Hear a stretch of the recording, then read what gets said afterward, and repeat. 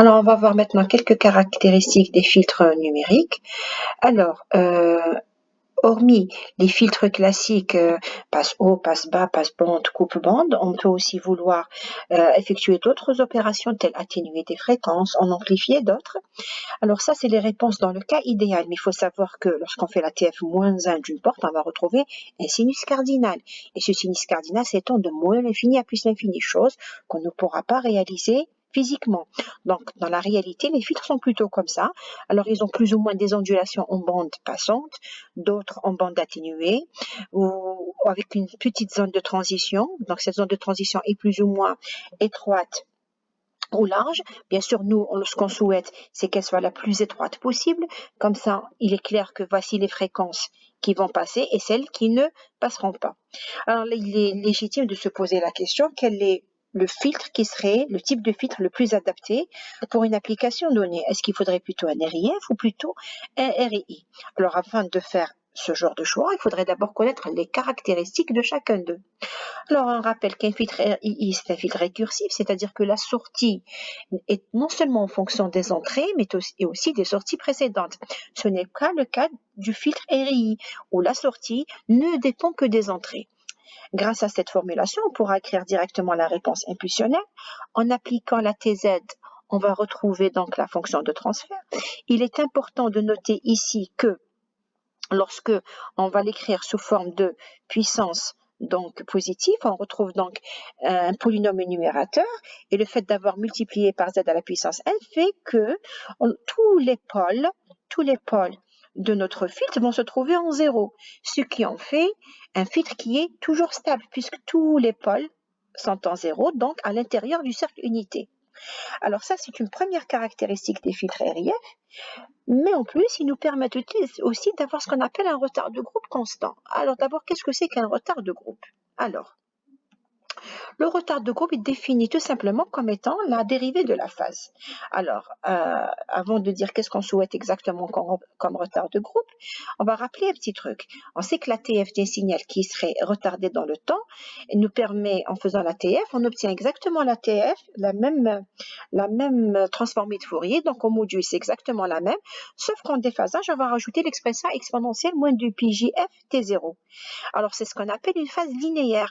Pourquoi linéaire? Parce qu'elle s'écrit sous forme de l'équation donc d'une droite, où j'ai à peu près, donc, pas à peu près, donc j'ai une constante fois f. Alors, l'intérêt d'une phase linéaire, c'est que si la phase est linéaire, donc si mon filtre peut s'écrire comme étant un module fois une phase qui serait linéaire, donc il y aurait cette expression, qu'est-ce qui va se passer? Ça veut dire que mon filtre va faire subir à toutes les fréquences le même retard T0. Donc, d'où l'intérêt d'une telle application, d'une telle caractéristique. Alors, elle est très intéressante pour des applications audio, parce que dans une application audio, qu'est-ce qu'on souhaite? On souhaiterait que les fréquences qui passent, donc, ce qu'on veut dans la bande passante, c'est que mon filtre ait un déphasage linéaire. Cela signifie que toutes les fréquences vont être retardées de la même façon, d'un certain retard T0 à déterminer. Pourquoi cette notion est importante? Supposons que j'ai enregistré une phrase, que dans cette phrase, il y a du bruit. Alors, je vais prendre une petite portion de la phrase, par exemple le mot bateau.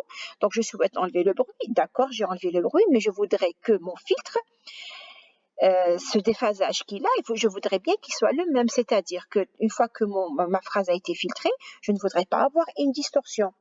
Suppose, je reprends l'exemple donc de bateau. Si je dis bateau et qu'au moment où ça a été filtré, bas a été retardé de 2 secondes et que tôt a été retardé de 1 seconde, je vais entendre tôt bas. Dans le cas donc d'une application audio, c'est très gênant puisque je vais avoir une distorsion à l'écoute.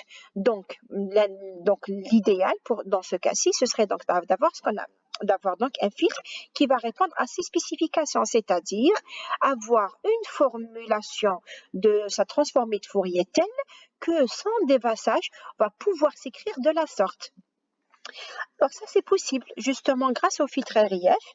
Alors avec un filtre RIF, un tant soit peu que le filtre soit symétrique, on va pouvoir avoir ce qu'on appelle un déphasage constant, c'est-à-dire un retard de groupe, un déphasage plutôt qui s'écrit exponentielle moins 2 pi JFT0, et donc je vais pouvoir avoir un retard de groupe constant. On va prendre un exemple, justement, d'un filtre qui serait symétrique. Donc ici, je la vois ici, la symétrie, puisque j'ai un 2 ici, un coefficient 1 là et 1 là. Je peux calculer donc ma réponse impulsionnelle, puisque c'est un filtre RIF, il suffit de remplacer l'entrée par des Dirac. Je peux ensuite calculer ma fonction de transfert. Lorsque je souhaite passer à la TFTD, je vais remplacer tout simplement Z par exponentielle de pi JFTE, ce qui va me donner cette expression. Je vais me servir justement de la symétrie. Je vais extraire l'élément au milieu, je vais le mettre en facteur, ce qui va me donner cette expression. Je vois ici que je peux donc, en sommant ces deux éléments-là, avoir donc un cosinus, en utilisant la formule que 2, que cos carré A, c'est 1 plus cos 2A sur 2. Je vais pouvoir écrire donc ma transformée de Fourier de la sorte. Et donc, remarquez que donc on aura donc un module fois donc une expression dont la phase est une fonction linéaire de f.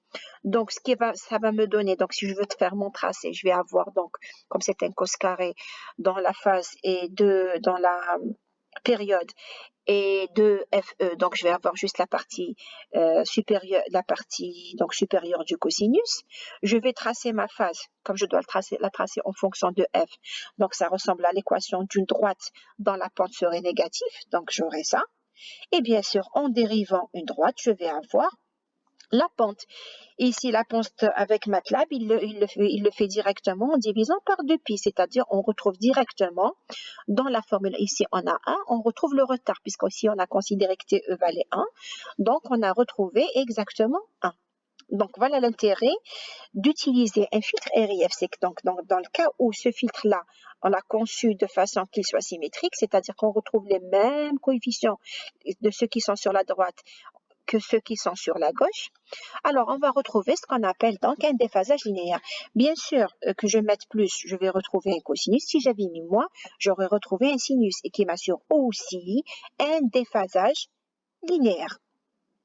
Bien, donc pour résumer, par rapport au choix du filtre RI ou RIF, alors on va rappeler que donc si je souhaite une certaine réponse fréquentielle, grâce à un filtre RI, justement avec juste très peu de pôles et de zéro, je vais pouvoir assurer cette réponse fréquentielle. Pourquoi? Parce que comme les pôles ne se trouvent pas tous en zéro, je vais pouvoir placer des maxima, des minima et avoir un filtre avec une zone de transition assez étroite. Mais il y a un petit souci, c'est qu'il y a un risque d'instabilité. Pourquoi? Alors, avec les filtres RI, comme ils sont récursifs, ça veut dire qu'il y a une erreur de précision, cette erreur-là va se répercuter, parce que c'est un système en boucle fermée. Chaque sortie dépend non seulement de l'entrée, mais des sorties précédentes. Donc, s'il y a une erreur, cette erreur va s'amplifier et risque de dégénérer vers une instabilité.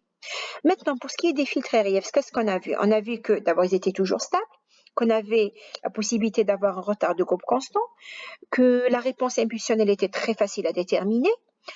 Mais il y a un petit souci. Comme tous les pôles sont en zéro, donc je n'ai pas de pôle hors zéro, donc je ne vais pas pouvoir justement placer un maximum, placer un pôle qui va m'assurer un maximum et m'assurer une zone de transition assez étroite.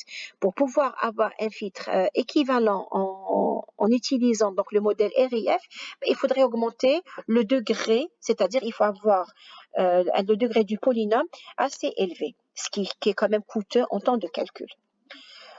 Alors, maintenant, pour la structure des filtres numériques, on a besoin de quoi? On a besoin des organes de retard, c'est-à-dire des registres à décalage, de telle sorte qu'à chaque top d'horloge, la valeur ici va être décalée pour pouvoir calculer Y de 1.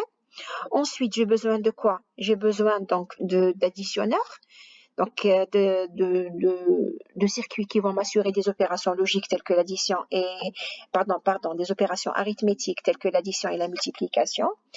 Et puis, je vais avoir besoin de registres où je vais pouvoir stocker les différents coefficients, c'est-à-dire les BI et les AI.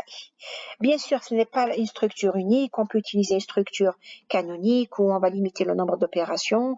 Il y a ce qu'on appelle aussi des structures transverses qu'on aura l'occasion de voir dans les chapitres synthèse des filtres RII et filtres RIF. Alors, pour la suite, je vais essayer de vous donner quelques indications pour faire notre TP lié à la transformée en Z sous Python.